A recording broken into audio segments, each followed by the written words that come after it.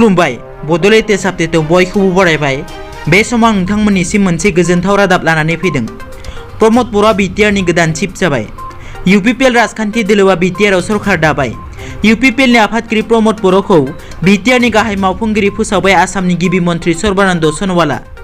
भारतनि नखर मन्थ्रि अमित शाह BTR आव BJP आरो UPPL नि सरकार दागोनखौ टुइटारनि गेजेरजों टुइट खालामनानै हामलायथि जासिहरदों। मख'नो गोनांदि बिटिसि बिसायख'थिया थांनाय 4 एप्रिलाव जानो गोनांमोन, नाथाय महामारी कर'ना भाइरासनि थाखायनो बिसायख'थिखौ खुंफुंनो हायाखै। गोलाव समनि उनाव डिसेम्बर दाननि 7 खालाराव सेथि खोलोब आरो डिसेम्बर दाननि 10 खालाराव नैथि खोलोबनि बिटिसि बिसायख'थिया जानानै थांबाय।